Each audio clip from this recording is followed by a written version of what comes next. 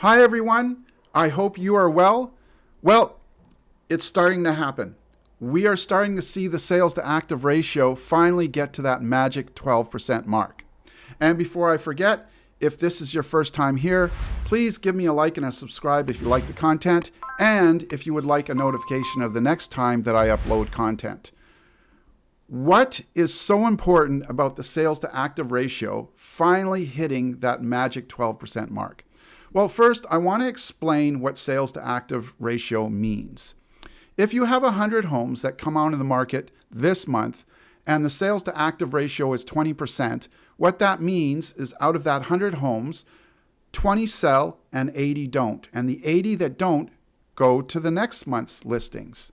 So what happens is next month you have another 100 homes coming onto the market and you have that 80 on top of it.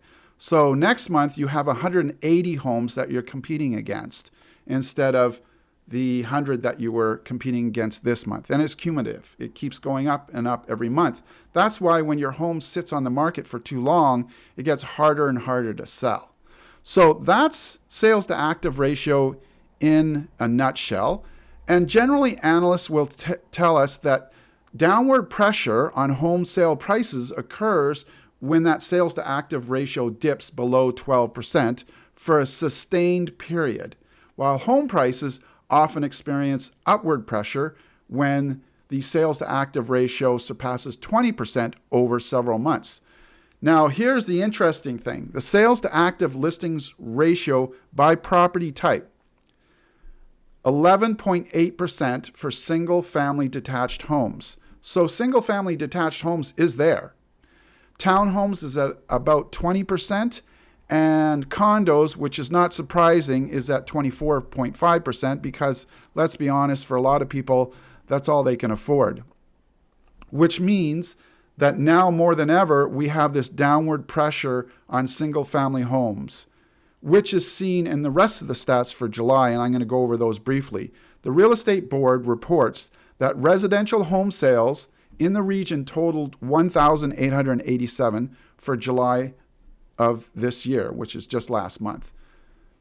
That's a whopping 43% decrease from the 3,326 sales recorded in July of last year.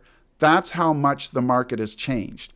And it's a 22.8% decrease from the 2,444 homes sold just last month, June of 2022.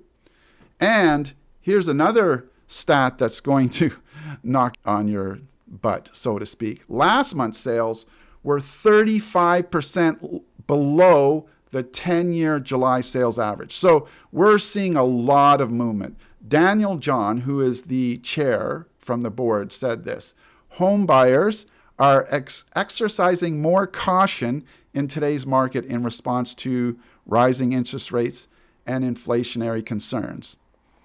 You know, I love how politically correct the board is in their language. Exercising more caution. Okay, the market is pretty dead right now and not a lot is selling. How's that for politically correct? Right now, if you're thinking about buying or selling, I would strongly advise that you give me a call and let's talk about your personal situation so that we can look at your best options moving forward. As always, Maggie, Kiara, and Cooper, they all say hi. We have had a pretty adventurous summer this year. We made trips to Whistler, Sparkling Hill, just outside of Vernon, if you like the spa experience. Wonderful pools. They have a pool that's outside that's got this amazing view overlooking the lakes. And the sun, when the sun's setting, it's just incredible. Spas, hot tubs, everything. It's just a great experience, a little great vacation. Just a note, no children under 16 allowed, unfortunately. So Maggie and I, we really enjoyed, that's how we celebrated our anniversary this year. And Maggie just got back from Montreal. Hint, and you probably know this, don't go to Montreal in July or August. Or Toronto. It's pretty muggy. And tons of trips out to Harrison Hot Springs and Cultus Lake in Chilliwack. It's nice to get away from the crowds, even though they can get pretty crowded, but, It's all relative, right? Well, that's all we have for this week. Until next time, stay safe and take care.